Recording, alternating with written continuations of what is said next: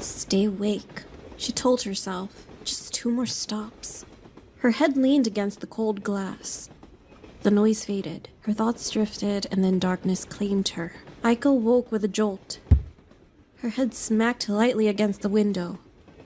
For a moment, she didn't know where she was. Then came the noise.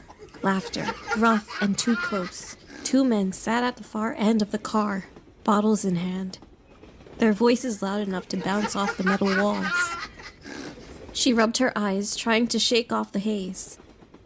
The digital sign above the door said 12:52 a.m. She had slept longer than she meant to. One of the men noticed her watching. He grinned, nudging his friend. They said something she couldn't catch, but it made them both laugh harder. Aiko shifted in her seat, straightening her coat, pretending not to hear. The air smelled like alcohol and sweat. The clatter of the tracks filled the silence between the bursts of laughter. She looked at her phone. No signal. She slid it into her lap anyway, gripping it tight, pretending to scroll. Just 1 more stop, she thought, then home. But the laughter didn't stop. The train rocked, metal screeching as it curved through the tunnel. She could still hear them, slurred and muffled. Every few seconds, one of them laughed. The train slowed, the brakes screaming against the rails. She stood, gripping the pole for balance, pretending she didn't feel their eyes on her. The doors slid open. Cold air rushed in. Empty platform. She sighed in relief. She stepped out, the sound of her shoes echoing in the silence. But then came 2 more sets of footsteps behind her. Aiko's throat tightened. She told herself it was a coincidence. But when she turned toward the stairs, their steps followed. Her pulse quickened. She picked up her pace. The digital sign near the stairs read next train, 15 minutes. No one else was there. Hey, One of them called. you okay? She didn't answer. You got somewhere to be? The other added, his voice closer now. Aiko forced herself to look calm, even as her hands trembled. I'm waiting for my boyfriend. He's picking me up. They laughed. That's so? One asked. Funny. Doesn't look like anyone's coming. She checked her phone, though she already knew, no service. She kept the screen lit, pretending to text. The men spread out slightly. One walked toward the stairs. The other stopped a few feet away, blocking the open gate at the far end of the platform. The space between them and her narrowed with each step. Don't be scared, The one with the shaved head said. we just want to talk. She could smell the alcohol on them now. Look, she said, voice shaking. I don't want any trouble. The man with the bomber jacket smiled. Neither do we. When he grabbed her arm, it happened fast. She tried to pull away, but his fingers only dug deeper. The other one caught her wrist before she could swing her bag. Let me go, she shouted, but her voice broke. It echoed and died in the empty station. Relax. The shaved head said, We're just looking for a good night. He shoved her toward the far end of the platform. Her bag fell, spilling her phone and keys across the tile.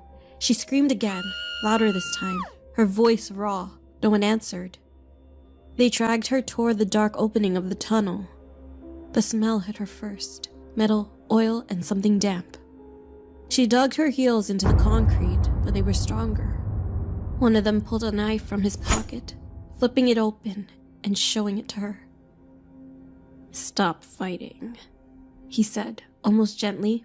It'll be easier that way. Aiko kicked, twisting, trying to break free. Panic burned through her fog. Please, she said. Please, don't. Then came a sound. A faint scrape. The men froze. The sound came again, closer. Something dragging against the floor. At first, it sounded like a metal pipe being pulled, slow and uneven. Then another scrape, faster this time. Teke, teke, teke. Train? One muttered. No, The other said. Too slow. The sound filled the tunnel, steady and wet. Aiko stopped breathing. For a moment, she wished a train would take her out of her misery. Out of the darkness, a figure crawled into view. A woman. Long hair, matted and hanging low. Arms pulling her body forward. But as she dragged herself closer, the truth revealed itself in the light. There was nothing below her waist. The woman's spine trailed behind her like a broken tail. Bones glistening through shredded flesh. Her school blouse was torn and soaked in dark stains. Her eyes were wide and hollow, her mouth twisted into a slit too wide to be a human. A rusted sickle hung from the woman's hand. Teke, teke, teke. The sound echoed down the tunnel. The man in the bomber jacket dropped his knife. What the hell is that? Before he could move, the woman lunged. Her arms struck the ground hard, hauling her body forward with quick, broken movements. Every hit echoed through the tunnel. The sickle flashed under the unsteady light. She hooked his ankle and yanked. He hit the ground hard, shouting and kicking. The sickle carved through his calf. His scream tore through the dark as she climbed him, dragging herself over his body with sharp, jerking motions.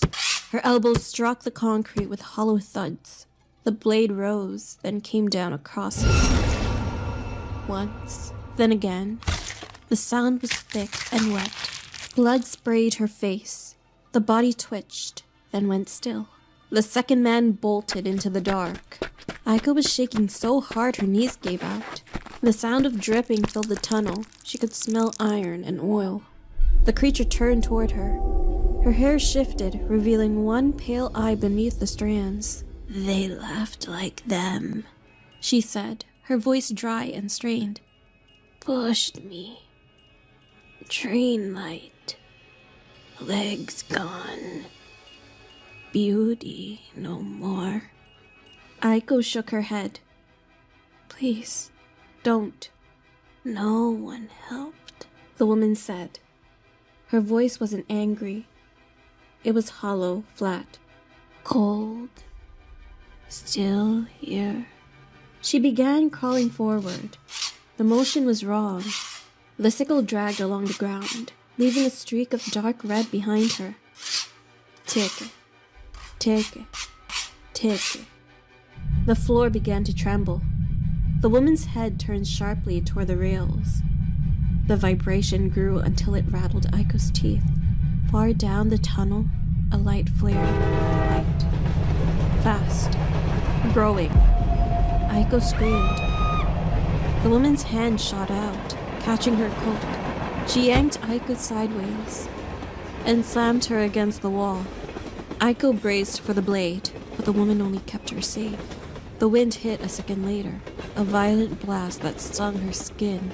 Then came motion in the light. The bald man was running toward them, his face twisted in panic. The train's light filled the tunnel behind him.